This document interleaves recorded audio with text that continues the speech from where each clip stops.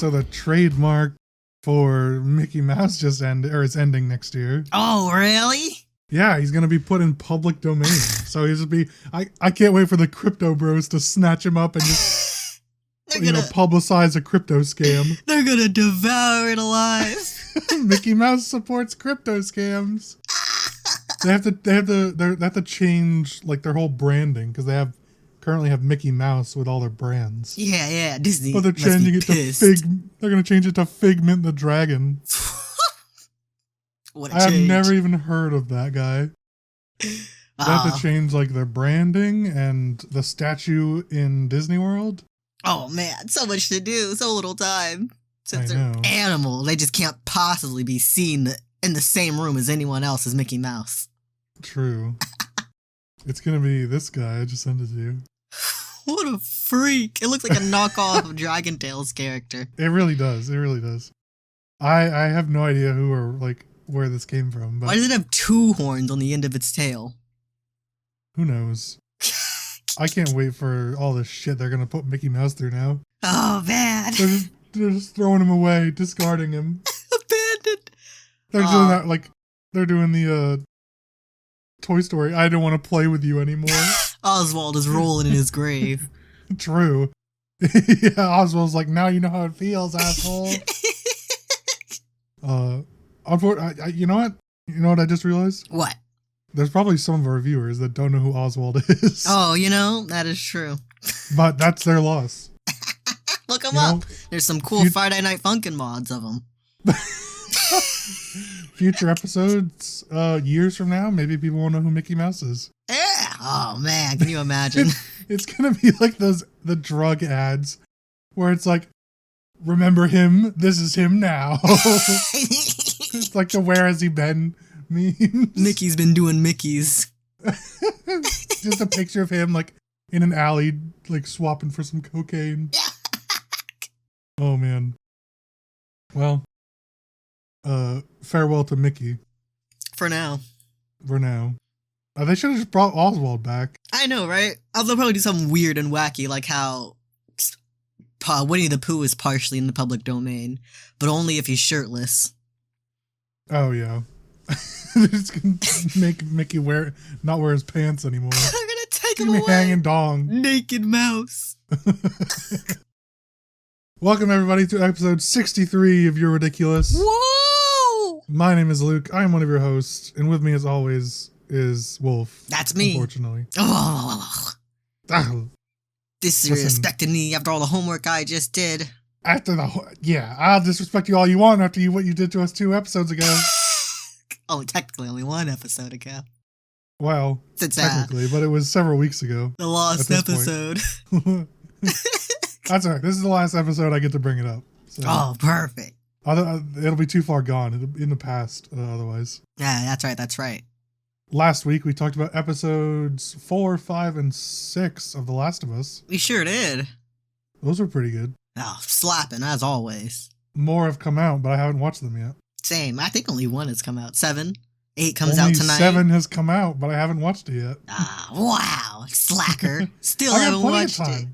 I got plenty of time. I feel like I asked about it earlier this week and you still hadn't watched it. You did ask about it because someone said it was filler or whatever. Someone did. So I'll have to review it and see if it's filler or not. I'm gonna beat everyone to death. I'll be the final judge. This episode we're going to be talking about Knives Out and The Glass Onion, 2 very popular movies that came out last year. Yeah. Well, 1 came out in 2019. Speaking of, the absolute bull fuckery that I can no longer watch the first one for free anywhere on streaming. I know! How dare they? So how did you watch it? I had to pirate it because I wasn't going to pay to watch a fucking 4-year-old movie that was on streaming for free. I own it. You could have just asked me. Oh, you own it. Wow. Well, it was on sale. I see. Every now and then, YouTube has a bunch of movies on sale, and I bought it like right as Glass Onion came out, and it was for like $4. Oh, I see. So I bought it, and then I watched that, and then I watched Glass Onion. That tracks. Yeah. So that's what I did. But yeah, no bullshit that the Netflix has one of them for free and not the other one. Anywhere. Right? Why would you have one movie, the sequel, but not the original? Yeah, the older one is the one that you can't get anywhere. When they funded the original too, so they took it off like artificially. It's their movie. Yeah. Some horse shit fuckery going on around that. I don't quite know, but let's get into it. Yeah. They're a little old. Well, not really. I mean, one was literally last year. Yeah. And then the other one was 2019, right before the pandemic happened. Yeah. People are still buzzing about it. The most recent one actually acknowledged the pandemic. I'm sure other movies have done it, but this is the first movie I've seen do it. Same, yeah. We'll get into that one. Let's start with Knives Out. Yeah, Knives Out. Give a brief summary of what this is. I'm sure most people know, but maybe for those who've forgotten. Knives Out is a mystery about this house senior care person named Marta, who gets wrapped up in the potential murder of her friend/patient. She gets wrapped up in the nonsense of rich people. Yeah, all the fuckery that entails with them. Yeah. She's the sort of, not end of life care, but like, she's the... I forget the word, but the like assisted living person at his own residence. Yeah. Not at an assisted living facility. Yeah. She's just there to take care of the in-house nurse. Oh, yeah, in-house visiting nurse. Visiting nurse. I should know what it is. My grandmother was one of these. Oh, you're slacking. I should know. Yeah. And she gets wrapped up in it all. Yeah, it's a very artsy movie. It is. It doesn't look like what other things look like. A lot of the other things look like. What do you mean by that? It's like I watch all the Marvel movies. We all know this because it's sure. I like to keep up. Yeah. And it's almost like the way it's shot. Gotta stay hip. I know. It's like the way it's shot, the way it stages people in the scenes and such. Like the cinematography is that word. Yeah. I don't know all the technical words, but I know it was good good/unique cinematography. It really was. There's actually, I'm glad you brought that up. There's a really, really good scene when right after the will reading where Marta exits the house and the family is chasing after her. Yeah. And she's like, I don't know what to do. And everybody's hounding her saying, pick me, give me money, renounce the will. What are you going to do? All this bullshit. Throughout the entire film, the camera is steady, right? Yeah. It's focused. It has a center point. It knows what it tells you what you're supposed to be looking at.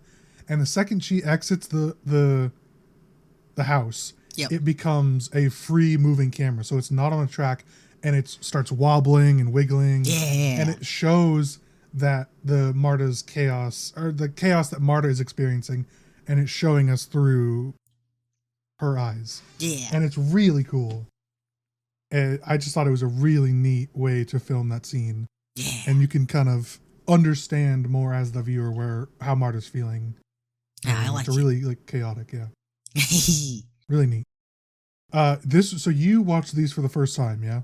I did. I had listened to some YouTubers talk about Knives Out before, but it had apparently been so long, I honestly forgot what the ending was and what the big twist was. I just know that there's this girl and she vomits when she lies.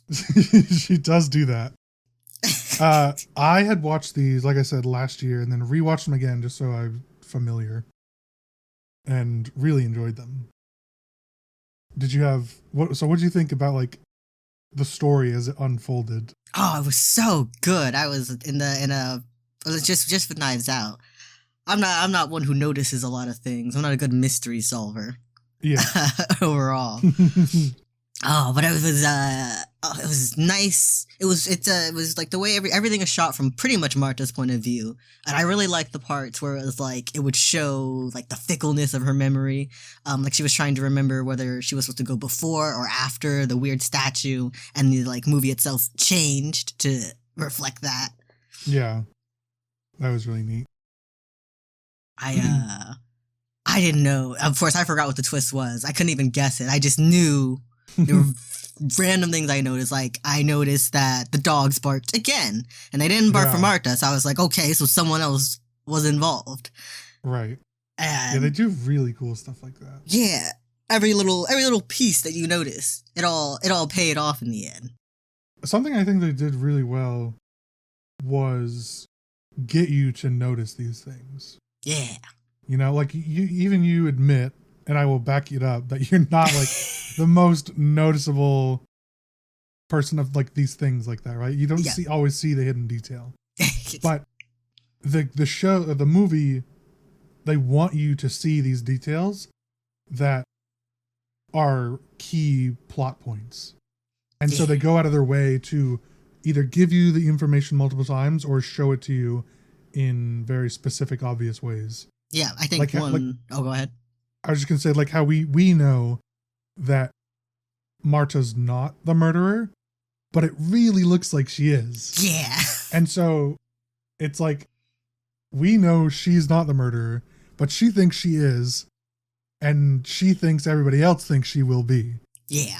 But once again, we as the audience know she's not, so who the fuck is it? Right, something sus went on. Right, something sus, because we also know, about maybe halfway through, that he killed himself. Yeah, he made sure of it. Right, so what's going on here? And so I just thought that was really smart. Like, it gave you so much of the information, but all the key details were just out of reach. Indeed. It's so funny. The whole family, they're all assholes, except for maybe like the daughter, who's just like the daughter of an asshole.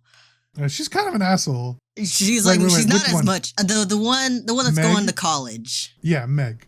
Yeah, she wasn't she wasn't the one embezzling money. She was just doing her thing going to college. She is a bit of an asshole for when Marta called her. It was sold like, Marta out. Sold her out. She was like, I'm going to take care of you. First thing she did was sell her out.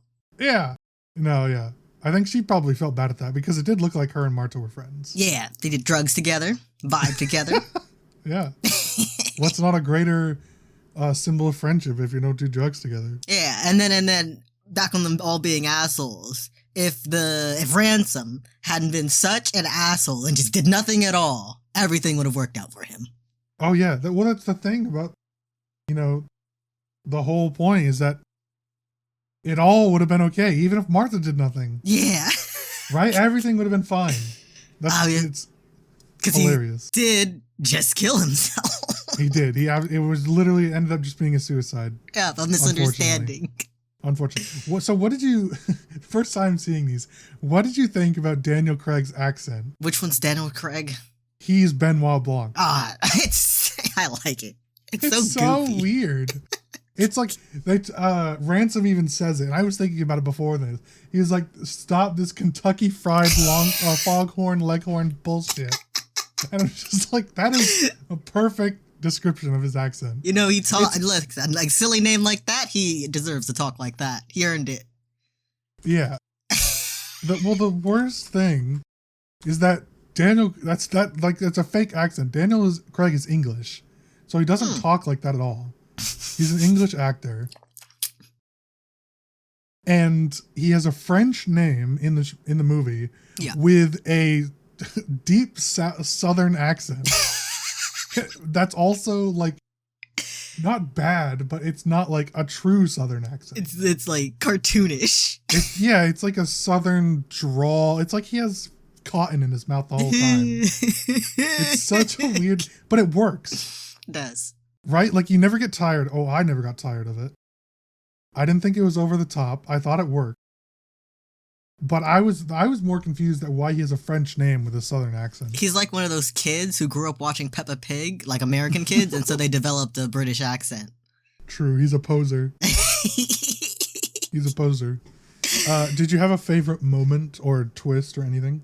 The big twist at the end where she like lied, but she wasn't gonna hold in the vomit until until he finished his rant. It just spewed it all over him. That was disgusting. That's what they meant when her vomiting was the key to everything. It was. That was so gross. I thought she was gonna be like, she was gonna say like, I killed your father, and then she'd vomit because she doesn't really believe that by that point in the movie. Right, yeah. At that point, she doesn't know. I really like every pan window shot to the old grandmother. It was so funny. She's dead staring at someone outside the window every time. Yeah. always where she needs to be. It was so good. Especially when Blanc is out on the grounds and he turns around and sees her and he gets spooked by her. Jump scared. It's like, oh, good heavens. Hello, Mrs. Thrombey. Oh, man. I have some really funny quotes from this one that I wrote down while rewatching it. Hand them over. I have quite a few, so I'll blaze through them. In the beginning, where they're doing the interviews from the police, and they're talking about the great-grandson, the little kid. Yeah. And he's like, the boy's literally Nazi. And I love that. When Linda says this to Walter. Walter's like, do you want some dinner, Grandma? Food? You hungry? And Linda's like, Walt, she's fine. She ate the entire salmon spread already. I liked... Walt is talking to Marta and Meg when they're like saying that we're going to take care of you or whatever. And Walt's like, Marta, we've been talking. And then he turns to Meg and he's like, very serious face, like, have you been smoking grass? That was a good line. Marta, Gravity's Rainbow? Blanc, it's a novel. Marta, yeah, I haven't read it. Blanc, neither have I. Nobody has. Meg, swatting Syrian refugees? Jacob, that's the grandson. No, I was not. Meg, alt-right troll. Jacob whispers, liberal snowflake. Walt, I don't know what any of that means. Walt has some really good lines. I missed that line. It's really funny. Yeah, it's really good. Ransom telling everyone to eat shit. Walt, I will not be eating one iota of shit. I did notice that one. The pause, like. Yeah, I will not be eating one iota of shit. Linda to screaming at Marta, you little bitch, you slut, were you boinking my father? And then when she goes boinking. Yeah. So those are some funny ones. I just thought they were really good lines. Oh man, riddled with good lines. Really good one-liners. I like that a lot. Also, something else I really enjoyed was the cast. Oh. The cast is amazing. Who are they? You don't even know. I don't know. I didn't recognize a single one of them. The kid kind of looked like the kid from Little Rascals. You look like the kid from Little Rascals. No. The one whose hair sticks up. Oh, yeah. Well, okay. I'm not going to get into it because probably like 75% of the cast are like extremely well-known actors and actresses. Oh, I see. Like, there are more that are super famous than not. Wow. So I'm not even going to get into it. If casts are your thing, this is a really good one to look at. Like, everybody's great. Most notably, the three... Well, it's hard to narrow it down, really. But Ana de Armas, Daniel Craig, and Chris Evans. Those are probably the top three, I would say. Isn't Chris Evans an Avenger? He is. He's Captain America. Ah. Yeah. Oh, yeah, he was Ransom. I will say, it was extremely refreshing to see Chris Evans play the bad guy. Yeah. I loved it. I thought he did such a good job. Oh, he slayed it. He was like a psycho bad guy, too. Yeah, all peak manipulative. Yeah. Yeah, manipulative, I guess, is a better word. But yeah, he was great. Also, I don't know if you noticed, but Joseph Gordon-Levitt was in it. Which one? Who is he? Oh, well, never mind then. What character is he? He's just one of the detectives. Oh. That was like outside the house. He wasn't like super in it, but some guy. It's notable for next movie, so. He does have a familiar face. Yeah, he's pretty famous. I bet I've seen him all over. Yeah, you probably have. Anyways. I remembered another good scene I like. When Marta discovers her tracks in the mud that she left because she's bad at pretending not to murder someone. Oh, right. She's just walking over like, what? What? Did you call me? What? Oh, did you know? I should say still? What? Just stomping in the mud. No one comments on it, how sus that was. Yeah, it was pretty smart of her, honestly. To like walk ahead without them. Yeah. And then to trail backwards. Obviously, well, that's the best part. I think this movie is really good to watch a second and third time when you know everything that's happening, because then you can understand a lot more of the motives and like what to pick up on. Yeah. I thought that was really smart. But something about that scene, Blanc knows that she has something to do with it. Yep. Remember, because of the shoe, the blood dot on the shoe? Yep. So he knows the whole time that she had something to do with it, but she's obviously not guilty. Yeah. Because she can't lie. He chose not to comment on her pretending not to hear him. Right. And so that's something I just think is super interesting, is like how much they reveal to you all at once. Yeah. Really well done. And the acting, obviously, was really good. Obviously, we have a superstar cast, but the acting itself was really good. All the characters felt individual, like individuals, and that they were important. Yeah. Did you have a favorite character? I enjoyed hearing about the neo-Nazi son. Everything they had to say about him just had me reeling. The kid is literally a Nazi. He was in the bathroom masturbating to dead deer. He's doing what? Swatting Syrian refugees. No, I was not. All right, troll, liberal snowflake. Oh man, yeah, Jacob is a character, I guess. He is. The Marta was great. I liked her gimmick of vomiting when she tells lies. Yeah, she was fantastic. She was great. I really liked Ransom. Oh, yeah. I know we kind of already talked a little bit about him, but I just think Chris Evans playing the bad guy was really good. Yeah. There's another movie recently where he plays the bad guy. Oh, he's into the bad guyness now. I guess he wanted... Oh, yeah, the Gray Man. He's had enough after being Captain America. Yeah, he had enough being America's ass. He was very open about how done he was being Captain America. Oh, yeah. He was. Well, Meanwhile, Tony Stark was like, please keep me. Yeah, he even said he might come back. He's 100. Like, if there was a way for them to come back, I'll do it.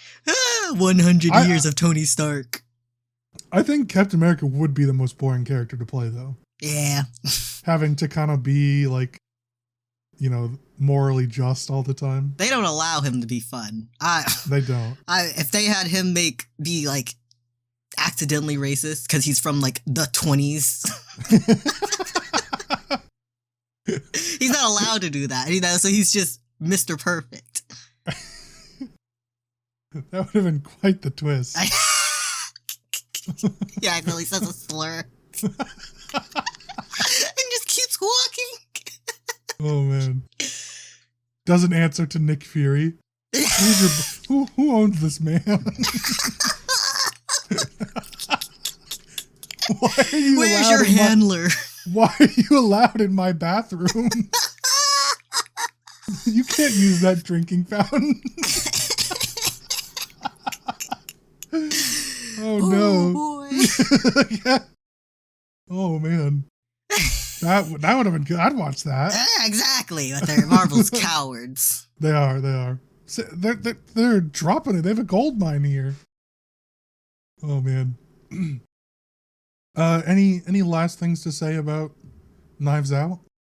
It was a solid movie. Since I don't know the words to describe it, I can't even get into the cinematography. But I just love the way that they would frame that. I remember my favorite. I think it was a callback. I'll call it that. Okay. The old man whose name evades me. Mr. Thromby. Mr. Thromby. He makes a comment to Martha about like how he's surrounded by fools who don't know the difference between a real knife and a prop.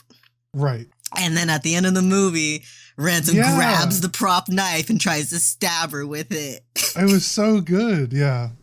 And he's just like, shit. Does it a few more times to make sure. Yeah. Moves it up and down, and it's a fake knife. Shit. That was great. I want to talk about the dumb bitch Fran. I know, right? The housekeeper. Because she knows that it's not Marta, that Ransom has something to do with it. And then she sets the meeting point at an abandoned laundromat with no witnesses. Alone in the dark. Doesn't tell anybody. And then just doesn't expect for her to be murdered. Just like what happened to the right. He killed one person. He's gonna kill another. And you're the only one that apparently knows the actual truth. Yeah. But apparently she didn't. Well, but that's what he thought. Yeah. And that's what she thought. Yeah. It was just, what a dumb, just slurping dumb bitch juice. I know. Oh. God. She can barely get the confession out. The Hugh did it. Oh yeah, that was clever as well. Hey, that was another thing. If he hadn't, as you said, been such an asshole, he would have been fine because he made the help call him you. Yeah, because he thought it sounded, because he thought it was funny. Yeah. What a jerk. Yeah, I know, right? Marta gets everything she deserves. Indeed. For being a good person. Yeah. The kindness wins for once. Yep. Yeah. What do you rate the movie? 10 out of 10. I had a blast. Oh, really? Yeah. I have a 9 out of 10. Ooh. But it's like a very strong 9. It could be, I'll give it a 9.5 actually. Oh, look at that go. It's not a perfect 10 because I think those are, that's just not a perfect 10. I have my reasons, but they're not important. Yeah. It's not a perfect 10, but it's really good. This is one that I could watch a lot. Ooh. And probably still pick up stuff, you know? Yeah. Like I still picked stuff up the other night, so when I rewatched it's really good. Nice. Moving on to as what you wrote, this onion skin. Which is as all we all know. Actually, you know what? I'm leaving it. The glass onion. That's right. Is the actual movie name. The sequel. Yeah. Well, it's okay. The full title is Glass Onion: A Knives Out Mystery. Oh. And so they're building it like a brand almost. It's not quite a sequel, but it's the next story. I guess that's fair. It's kind of like they didn't want to call it Knives Out too. Right. It's like the Sherlock Holmes books. They're not always sequels, but they're all in the same universe and they're all building off each other. Yeah, they've got the one same main character. Yeah. Blanc. So, LeBlanc. Yeah. Give us a brief rundown of what this one was about. Glass onion. Another mystery. I'm gonna spit out my drink. Onion skin. This time set during the pandemic, the COVID pandemic, about a bunch of more rich assholes, but now a super uber rich asshole wants to have a murder mystery party at his secluded island, and susness is afoot. Not Elon Musk wants to have a party. That's what I kept calling him. Yeah. That's what he is. Not Elon Musk wants to have a party with not Andrew Tate. Andrew Tate and his douchebag friends. Yup. All right. So, and a murder mystery happens and people that were supposed to die don't actually die and people that aren't supposed to die actually die. Yeah.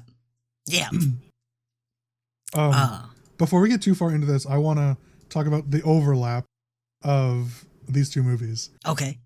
Do you remember the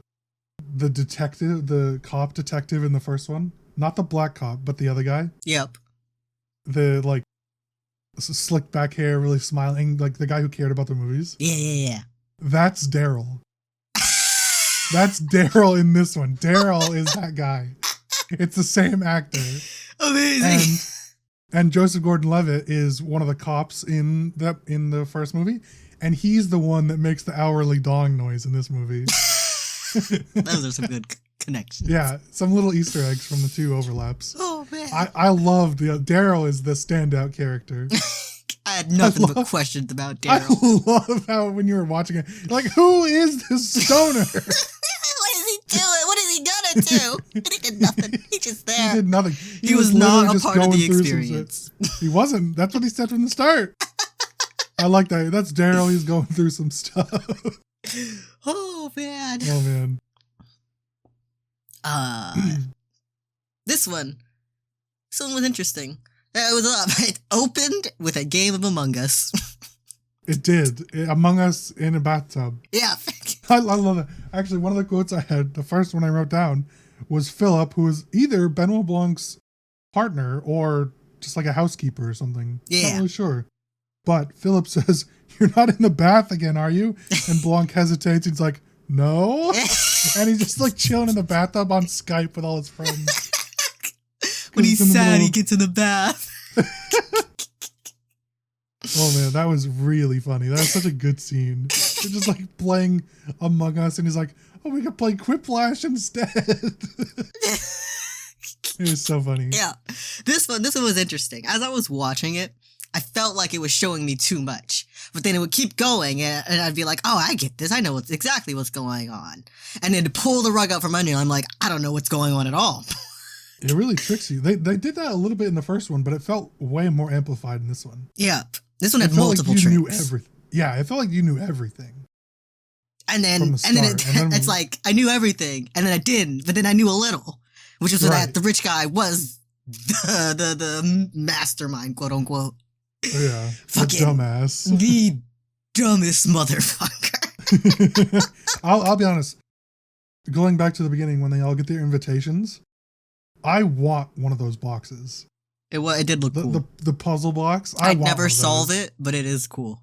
Well, yeah, I wouldn't I probably would struggle solving it too, maybe, but it'd be cool. They should sell those. Easy merch. They should. All right, I'd buy them. I'd buy one.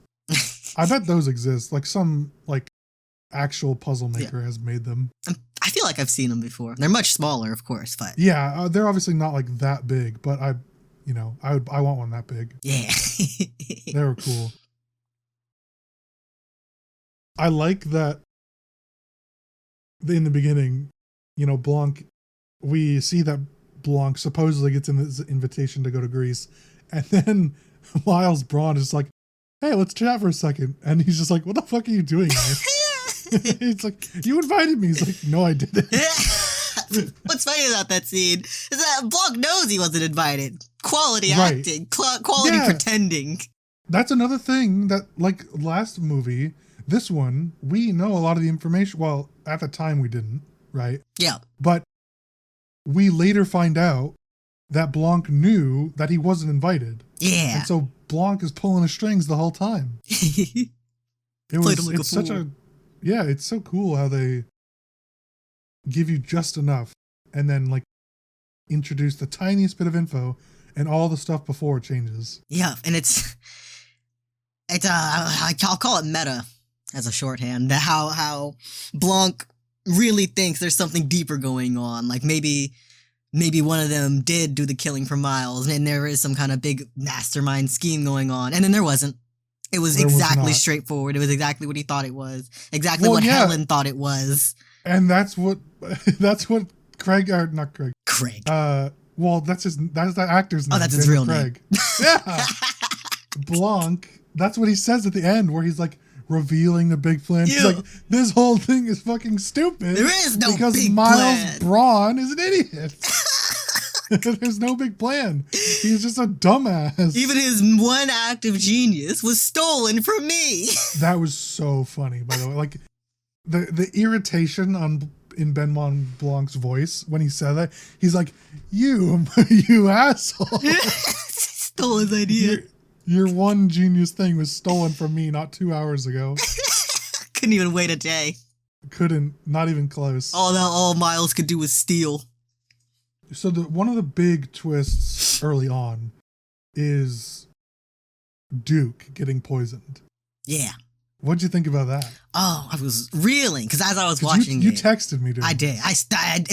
I was gonna not text you, but I couldn't not after seeing that. I thought Duke was gonna be like the fall guy for Miles' fake murder, because what I thought was gonna happen was Miles gathered all his asshole shithole friends here to frame them for murder, so he could become like forever known and et cetera, et cetera. Yeah. So I thought Duke was gonna be the fall guy, because he saw him cheating with his girlfriend, though it turns out he asked her to seduce him. Right. I'm like, and then he's dead. I'm like, wait. What do you mean Duke is dead? I thought he was the one. Yeah. They commented like, where's his gun? I had to stop. I had to go back and go see where the fuck his gun went. Yeah. So is that what you rewound, or did you rewind the drink scene? I rewound the gun scene. I went back to when I last saw his gun, and then I played it from there. And then I saw basically him take it, and then Birdie dance over. I thought, is Birdie in on this? No. She's just stupid. No, Birdie's just a dumbass. So I thought what you were referring to actually was the drink scene where Miles gives what's his name? Duke. Duke. Okay. For some reason, I'm looking at the cast list and it shows all their characters except for Dave Bautista. Wow, the who nerve! plays Duke. It doesn't say Duke under his name. It says everybody else. So I'm just staring at Dave. I'm like, that's not helpful. Anyways, where Miles gives Duke his own drink that's put pineapple juice in it. That's what I thought you were referring to, actually. Yeah, didn't go that far. So I didn't get to see that reveal to the end where he's explaining it all. I just took his word that Duke grabbed the wrong one, or it was like a social deception. He put the cup down in a way that he knew Duke would pick it up. Yeah, so when that scene... So I watched the movie in full, and then I went back to the reveal where it says, where Blanc's like, is that what we saw or is that what he said, right? Yeah. Where, swapping the drinks and everything. And then I went back to the original scene where the drink scene actually transpired. And I'm like, is this what actually happened or is this what I saw? Right. And it's like, it's actually what happened, that Miles handed it to Duke. Yeah, handed it to him, handed him the drink. And I'm like, how did I not see that? And that's the whole point. That's part of like what you were saying earlier about their cinematography. Yeah. It's got half of the shot is actually Birdie's dress. Yep. And so it's prompting you to look at the dress by being in the forefront, but the action is happening in the background. The dialogue's telling you to look at her dress too. Exactly. So there's just like multiple layers that is meant to be confusing. Yeah. And, distract you. It was really cool. Oh. The sort of secondary twist was Helen being alive. Well, yeah. That one I kind of saw coming. I was like, no way they killed both the twin sisters. I was pretty confident as well that she was alive. Yeah. Because then Daniel Craig would be fucking Benoit Blanc would be the only one in on. Yep. So, I figured she knew she was in danger, so she had like a bulletproof vest on. But it's cooler that it was her little notebook that she was taking all her clues down. Her sister's notebook. Oh yeah. Her sister's notebook. Yeah, Andy. That was really cool. Oh, I also really like the whole time previously in the beginning, we think it's Andy on the boat. Yeah. And so the only time we see Helen acting is as Andy, but then once it reveals that it's Helen, we kind of rewind and replay all the scenes from Helen's perspective. Yeah. So I thought that was really cool and really fun. We kind of understand her side of everything now and why she did all the things she did. It was interesting. Duke as a character. Obviously, he's like an asshole men's right activist Andrew Tate stand-in. But at the same time, it is almost odd how much he seems to truly care for his friends. Like, it stands out. Because the other ones, they clearly are they're like clearly using each other, don't like each other. And he's like barely likes his girlfriend, using her as well. And she's using him. But he keeps Google alerts of like their names and their interests. And he is the one that noticed that Helen acting as Andy was acting weird. Right. Yeah, he did. I think Duke probably did actually like all his friends. Yeah. And I think Birdie probably liked all her friends, but she was just like kind of flighty and not like no care attitude. But she probably did like all of them. Yeah, a lot of things she did wrong were like her own stupidity. Ignorance. It was ignorance, a lot of it. Her own stupidity and ignorance. However, I don't think the Lionel, the scientist, and the governor lady really liked any of them. Oh, absolutely not. Those two probably liked Andy before they had a falling out. Yeah. But then at that point, they were too ingrained in Miles' golden tit, as they said. yeah. That they couldn't back away and support Andy. Yeah. So that's kind of where I stand. I think that's what... Oh, another thing. Yep. Do you remember when Helen and Benoit are in the like workout room? Yep. And they're talking about the motives and suspects and everything. And then we see Serena Williams is like, hey, do you want a lesson or whatever? Yeah. the book she's reading is Gravity's Rainbow, which is the thing from the first movie. Of course it is. And someone's finally reading Gravity's Rainbow. That's so great. I know. Also, that scene where they thought like she was like a recording. Recording. She's like, actually, that's like a video stream or whatever. It was really funny. She's listening to them discuss murder. Yeah. So I had another couple lists of quotes besides the one I already read off. Not as many as the first one, but here's a couple. Andy, Birdie compared herself to Harriet Tubman in spirit. When Daniel Craig just blurted out, "I don't actually need an iPad." I thought that was a great really scene. Like, no, I don't want anything. I'm just saying. He's like, "You said we win. What do we win? But I don't need anything." And then Helen's like, "You must be great at Clue." He's like, "I'm very bad at dumb things." Like how which references back to him being terrible at Among Us. Yeah, he just didn't get it. Yeah. Helen runs in Daryl's room. "Hey, hi," leaves. "Daryl, want to hang out?" Or you just really know Daryl's going through stuff. He's just there. And then lastly, Benoit is like, "It's so dumb." And Birdie's like, "It's so dumb, it's almost brilliant." And Benoit's like, "No, it's just dumb." It's probably brilliant to Birdie, you know? Yeah, everything's brilliant to her. Yeah. Her whole dilemma, the whole reason she has to side with fucking Miles is because she stupidly sent an email when they called her out about her sweatshop. She was like, "Yeah, that sounds chill, slay."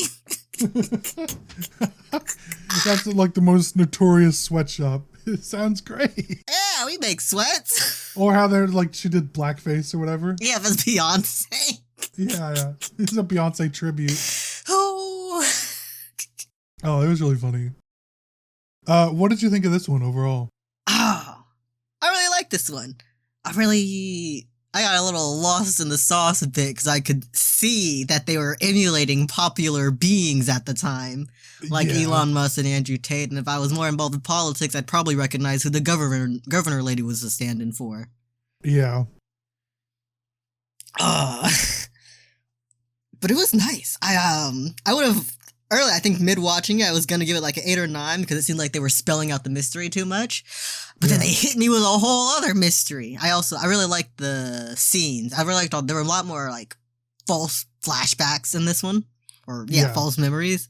I really liked when he's like trying to figure out who went to Andy's house and killed her. It's like the conversation across the table. It switches between like all of them. Yeah, that was really cool. That was neat.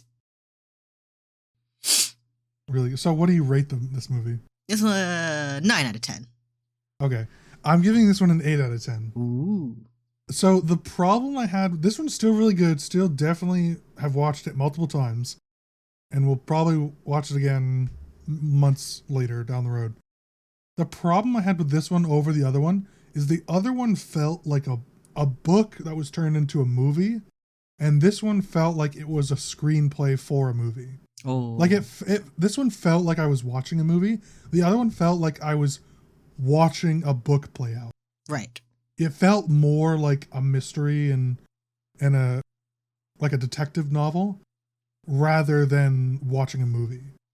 I can see that. The first one was the second one was too much like my own life that it took out, and not like the rich part, but like it had too much of the real world in it that my suspension of disbelief was suspended. They were expect me to believe that a fucking muscle YouTuber was the first person hit 1 million on Twitch. Yeah. At least bring in a gamer. Yeah, right. Just some guy trying to sell rhino pills. Rhino boner pills. I love the rhino boner pills. He's like, there was no rhino in those pills. That's the only part he has to correct. I know. He's like, there was no rhinos in those pills. So yeah, there's a little bit too much of reality in this one for me, but it was still really good. Yeah. It was still really good. And the cast, once again, a little bit worse than the first one, but still really good. Yeah. The best thing, not the best thing, but a great thing, was that Daniel Craig, the actor of Benoit Blanc, said for as many movies as they want to keep making, he will do them. He loves this character, apparently. Oh, he's having a blast, I bet. He's having a blast. You know what is interesting? Finish that? No, go. I was done. Okay. They're talking, the Clear project, Clear with a K. They don't want to do it. Yeah, they don't want to do it because it's so dangerous to like have hydrogen gas flowing through people's houses and such. Yeah. When they finally did ignite the hydrogen gas, it was not that bad. Well, yeah, it's all sort of in the vents at that point, right? Like the entire... It's still pretty bad. The entire place is like being run on this hydrogen nonsense. And and everyone came out of that unscathed. Like, sure, if something in your house caught fire and then more fire happened, but the hydrogen stuff didn't cause the fire. She caused the fire and then threw the hydrogen piece into it. Sure, but like the whole point is that she caused the fire. What happens if there's a fire by accident? That, I guess. 6 people survive a big explosion. Yeah, but none of his possessions survived. His car blew up. Oh, no. The roof blew up and the car fell through the ceiling. Okay, but the car was totaled. Even like before falling, that car was scorched. The car took the brunt of the explosion so they could survive. Mr. President, get down! Yeah, the car was trying to defend the Mona Lisa. Mrs. President, get down! I love the destruction of the Mona Lisa. That was his dumb bullshit fault too. I put an extra button that turns off the projection because I didn't want to look at it between or behind more glass. That just like cements how dumb he is. Yep. Yeah. It's so funny. And he showed everyone where the button was. It wasn't even like a secret. Come look at my toy. Oh man, still really good. Yep. Really excited for more of these. I will watch every single one. Yeah, hand them over. Yeah, absolutely. All right. Moving on to Rain's question of the week. What do we have? Here we go. This is a long one. Like Ramona Flowers from Scott Pilgrim, who would your several evil exes be, choosing from any pop culture medium? List them from weakest to strongest. You're still too way high pitched. What? It sound high at all. It is. The struggle. Is high. I can't hear my own voice. All right. So for those, do you want to give some background as to what this is? As much as I can. So in this movie called Scott Pilgrim versus the World, he was paired with Ramona Flowers, and she had 7 evil exes from her past that banded together from a Craigslist ad to try and stop their relationship from happening because they were jealous and bitter. Yeah. I like that you say the movie as if it wasn't first a comic book. I mean, yeah. Everyone knows the movie, though. Yeah. I did not know it was a comic book for a while. Yeah. The characters, they sort of have like, I guess in this they have their own powers because it's like a comic book movie. Yeah. So, but we're going to be listing off our own 7 evil exes. That's right. Wolf, why don't you start? All right. I should start. We agreed to start with the oldest one, right? Yeah, which would be your number 1, your first ex. My first ex would be Deidara from Naruto Shippuden. I don't know who that is. Yeah, I don't think you're going to know most of my list. Pick. Oh, and you told me I didn't need to prepare picks. Oh, okay. I sent you the spelling of his name. Okay, yeah, you're right. I think I can consider him my first major crush, fictional crush from like middle school. Okay. Interesting.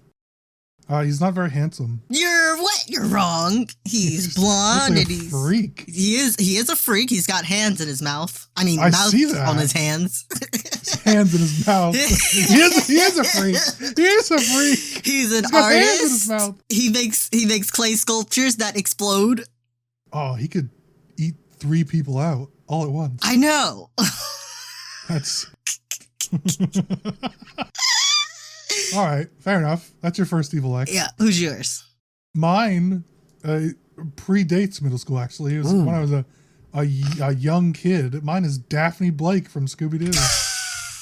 Oh, a classic. A classic. I want the rich bitch girl. The gingerissy. That's right. She was just cool. I thought it wasn't like, obviously because I was much younger, it wasn't like a sexual attraction. I'm just like, oh, this lady's cool. She's the one. Like I want to be her friend. This is gonna be my new mother. Exactly. No. and then I saw one edit. Agreed. And then I saw one edit where like it was one of the more recent movies, but someone had edited it so that her and Velma have a humongous ass, and I thought it was really funny. It reminded you. Yeah. Of your roots. Yeah. So I had a crush on, as a kid, Daphne. I wanted. Clarify. She was also like older woman. That's appealing. Barely. At the time. I guess she was older than you. I was gonna say when I had this crush. This was long ago. My first crush. The 16-year-old woman. Yeah, yeah. I was like 8. Yeah. I'm like, oh, what an older woman. How mature. Yeah. All right. Who's yours? My number 2 would be Rainbow Dash from My Little Pony. You're the one that put him in a jar. No. I think most of these, the first like 4 are from like middle and high school.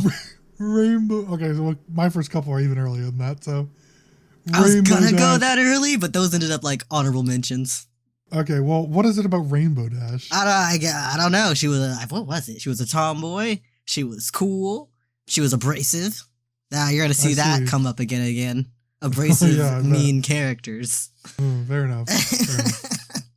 My second one, right around the same time actually, was Misty from Pokemon. Oh, yeah. That one tracks. She wore provocative outfit, at least for, a young kid to look at. Slut shaming Misty. I'm simping for Misty at the time. Yeah. You also might notice that a fair number of these are gingers, so. Yeah, I'm seeing a pattern. that might be a recurring. All right. Oh, and this is okay, by the way, because I was a kid when I had it. Yeah. I'm not saying now. Anyways, who's your third? My third would be evil X. My third evil X would be Gamzee from Homestuck. This one never heard of this character in my life. Also like middle high school, to be clear, because he is a middle schooler. Which I recently learned. I thought he was much older. Up until like a year ago. This guy's a freak. He is a freak. He's a clown. He's a juggalo. Ugly. No. He's a troll from a different planet. Looks like an original Reddit mod. Those who know, he's he murdered most of the cast in one of the biggest arcs of the story. That's him. Oh That's my boy. Hang on. Let me see. I don't want to. Oh no, never mind. I can't see it. Okay, the record's not long enough. Oh, you have a picture of a clown up somewhere? No. Here, I'll just send you the whole link. Click on that. Oh, it's gonna give me a seizure. Oh yeah, Gamzee, interesting. What is Homestuck? Homestuck is like this old comic about the concept is like, what if you started a game and the game became real and it made like your actual world end? Oh. Yeah, and your job is to like you ascend to a god, become a god effectively, so that you can create a new world before your old world is destroyed. This guy looks like he would sell me oregano and tell me it's weed. He absolutely would. I think he's done something like that in canon. Of course he has. I have a very specific version of my new character. Okay. Because it's not just like the character, but it's her whole outfit. Wow. Here you go. So my third one is Padme from Star Wars. He's got so many classics. Yeah. So this one, this was maybe when I was like late middle school or something. I had, for those that don't know, I'm a big Star Wars fan, and I had. Do you remember the store FYI? No. It was an anagram for your entertainment, but they used an I, so they called it an entertainment. Okay. because it was all things based on the internet. Cringe. It was, but it was basically like an early version of Spencer's. Yeah. It was basically one of those from like really early 2000s. Anyways, they were going out of business. Shockingly. The name like that. They were going out of business, and the where I lived at the time, there was a store there, so they were liquidating all their stuff. And in the back, not even like all the stuff they're selling, but in the back room, they had huge cardboard cutouts of tons of Star Wars characters, and so I just bought them all. They had Yoda, they had Darth Vader, they had Obi-Wan, shockingly enough, they had this character, Padme. Yeah. So I, as a 14-year-old, had a cardboard cutout of this character. Life size. Let me tell you that I had a crush on that character. Put all the other male characters away. We don't need them. Got the whole crew in your house. Banished all but one to the basement. The first day that I brought them back, and I set them all up, and I go to school, and I leave a couple of them out, but one was like right by the bottom of the stairs. And so my mom came down, dropped the laundry bin because she thought someone had broken into the house. Because she saw the cutout right at the right around the corner. The guardian of the stairs. Oh man. So that's pretty funny. Yeah, who's your fourth? Fourth would be Duncan from Total Drama Island. Oh, classic. It's goth juvenile criminal. Yep. Finally a classic. Fair. Yeah. That was a really good show. It was. They're making more. Yeah, but they're never as good as the first. I watched a couple of the other ones, but they were never as good. I'm hoping this latest one is good, but they had one where they turned them into children, and it was awful. Oh, that does sound awful. The problem with all the other ones is that they had the best cast in the first one. They did. All the characters are bangers. Then they tried to switch up the cast. I think that was by like the 4th season, though. Yeah. And then they went back to their old cast. Yeah, never as good. Anyways. My fourth one is Katniss Everdeen from The Hunger Games. Oh, wow! I read the books and then saw the movies with friends and everything, and who's this? Oh, wait, what's her name? Jennifer Lawrence. Well, this was like one of her first big things before she was like really popular. Yeah. And I'm like, oh, yeah. She's really the one. Cool. I really liked The Hunger Games. It was good, yeah. I really liked it. I remember. Go ahead. I remember when I first read it and they like described the cornucopia. I didn't know that word. And when I looked it up, it showed me like this tiny thing you put on your dinner table. And I'm like, oh, yeah. I guess that's what they're fighting around.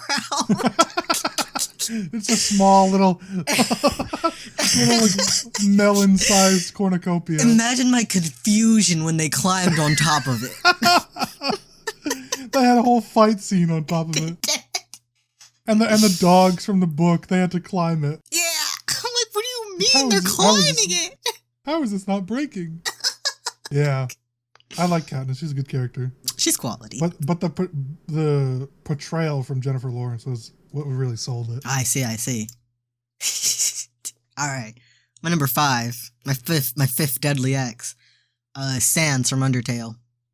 Oh, of course. Really? Yes. I'm not surprised because I know you like that whole genre and everything. Yeah. But an 8-bit character? Really? Listen, the fan art really sold me. Okay, that's I believe that. I'm looking at this is actually, look at this. I just typed it in and I found some fan art. Yeah, oh my god, yeah, they draw exactly like that. That's pretty good, actually. Exactly. And they'd give him some artist would give him a magical blue tongue and blue insides because he was his magic was blue. Yeah, I see it. Okay. Yeah. It makes more sense when you mention the fan art. Yeah. Yeah, it's pretty cool. I could see it. That's fair. I stand behind that. Fair enough. My 5th one is Ginny Weasley from Harry Potter's movies 7 and 8. Wow, is she another ginger? She is. Specifically later Ginny Weasley when like her and Harry have a relationship. Oh wow. And I'm like, no, that should have been me. I should be Harry. You were supposed to be the Harry Potter. Yeah. In the last two movies specifically, her character actually like develops beyond Ron's sister. Oh, nice. So it's actually pretty good. More so in the books, but still in the movies as well. Right. But yeah, she's ends up being a pretty good character beyond, and not just some like scared girl that almost like killed half the school in episode or in movie 2. Just girl things. just girl things. Yeah. That's pretty good. So yeah, that was also like middle school era. Nice. Number 6, this one's high school era. I guess Sans was also high school era. Yeah, the era. But number 6, Turbo from Wreck-It Ralph. What? You've got to Google it. I do. At first I thought you meant Turbo the Snail. No. It did make looking for fan fiction very complicated. I bet. Why does this one look pregnant? All right, ooh, show me that one. Maybe.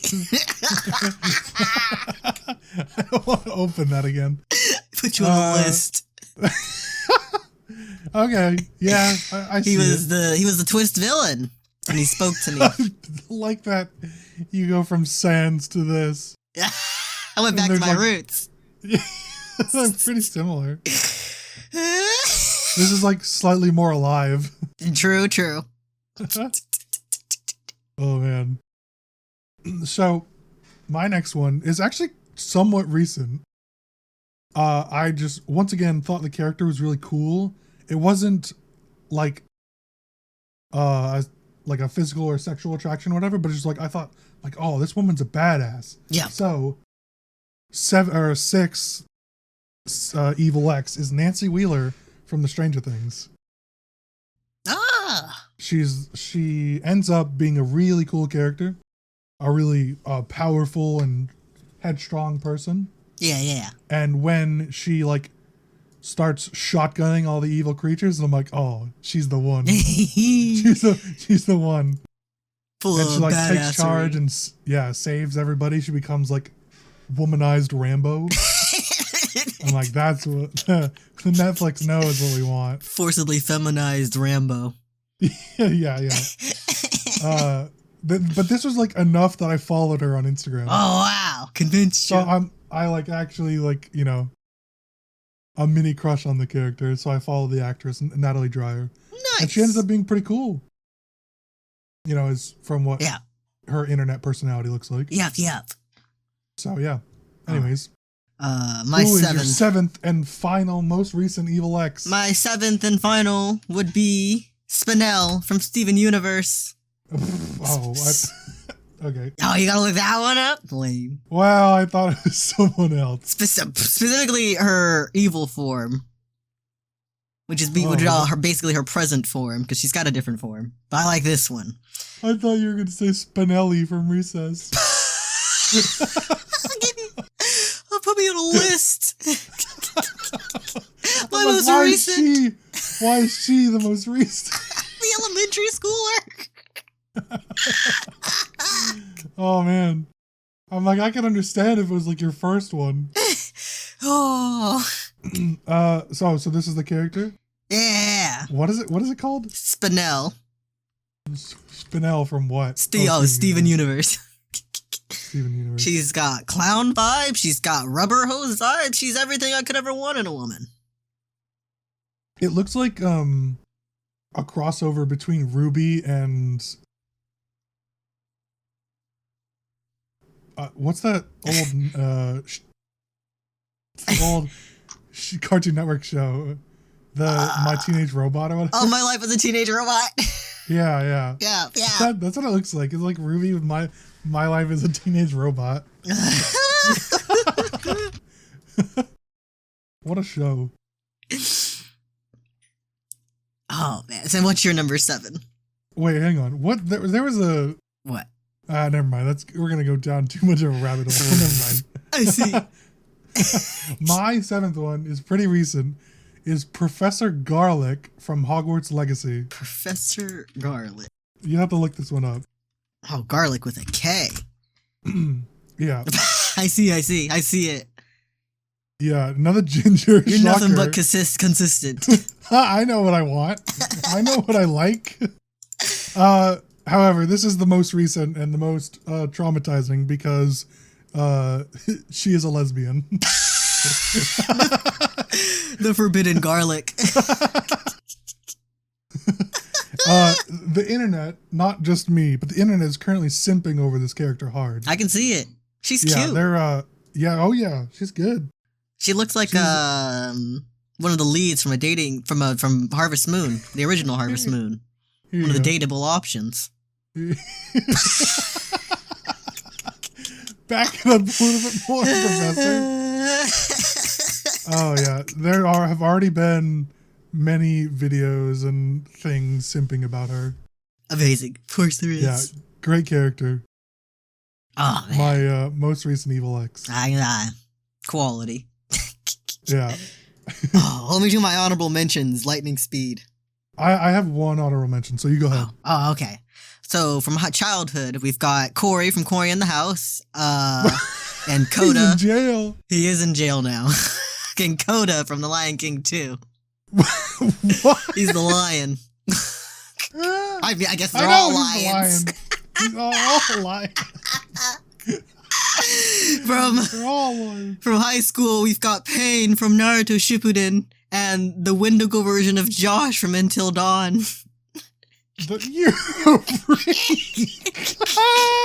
And finally, from Wendigo version of Josh. Actually a criminal. No, it's adorable. What do you mean? He looks like this. He's disgusting. That's not a canon render. Okay, this is a canon render. I'm telling you. No. This. I'm looking at he looks like a clown. Yeah, you know I like clowns. He's not even full Wendigo. He's disgusting. I did not see. That's the best part. He's still kind of human. Look at that Josh Wendigussie. Oh, I want it. And finally, we've got Mommy Longlegs from Poppy Playtime. Oh, I know that one actually. I think you told me about this one when you. I probably did. Yeah, you did. She's my hear me out. Oh, I guess all of these are my hear me outs. Yeah, Josh is in your hear me out. Come on. Okay. Well, I had enough of you. I have one honorable mention, and only because you reminded me of this during one of yours. Oh. Can you guess a different character from your list who I would say? Oh, is it Courtney? Is it Izzy from Total Drama Island? It's Heather from Total Drama Island. I wanted her to step on me. Of course you did. I wanted her to call me bad names. Oh man. I'm not into that, into the domination really. Yep. But there was something about Heather, man. Something about Heather. Listen, and the directors knew what was up because they gave Heather the topless scene. They did indeed. You know what? That tracks, because you also liked Haley from Stardew Valley. Oh, I do like Haley. But no, I don't like Haley. Yeah, you do. She's the cunt. She is the cunt. I don't like Haley. No, I don't like Haley. Which one of you liked Leah. Haley? I like Leah. She's the ginger. Oh, jeez. Maybe it was Rainie. I think it was Rainie. Yeah. Well, Rainie just liked that Haley had big bazongas. I suppose. I liked Leah. Oh, and I liked Penny, who's also a ginger. Yeah, the two gingers. Penny was the one I really liked. Oh yeah, Penny and Leah are also my honorable mentions. Actually, now that you say it. Reminded you. Mm-hmm. Oh yeah.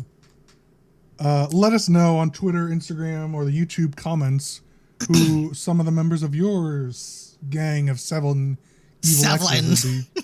Shut up. 7 evil exes would be. Oh, Oh man! Listen, I'm too freaked out about you choosing Wendigo Josh. Oh man! He's gonna literally vor you. I just train him not to. He's like my equivalent of the monster from Shape of Water. I actually put the Shape of Water monster on my honorable mentions list too. I'm gonna lose it. The Shape of on the actual like the Hear Me Out list. Yeah. Oh my god. 100% serious. But the Shape of Water monster. Yeah, the fish monster. You're actually a criminal. You belong in horny jail. The movie is about what? Listen, that should have been me, not that random scientist lady. Yes. I don't even know her name. Should have been me. you, the random lady, and me with Harry and Ginny. That should have been me. Well. Me playing Stardew Valley. I should have been the 8-bit code. And that should have been me. Port me in like it's Inscription. Oh man. Concerned 8, please. Oh, I'm gonna lose it. I'm in tears. Well, thank you for watching episode 64 of Your Ridiculous. I'm Wolf taking things away. If you liked all that, be sure to hit the like, comment, and subscribe button, and be sure to hit the bell so you get notified of the next episode. If you're watching on a podcast website, be sure to hit the plus and give us 5 stars to support the show. You're blowing it. You can follow us across the internet, the main cast at ridiculous_cast on Instagram and Twitter. You can follow Lucas at 7AngryWasps with an E, or you can follow me at Rainbow Does without the W. We hope to see you all again next week. Say goodbye. Oh, goodbye. Goodbye. Stop.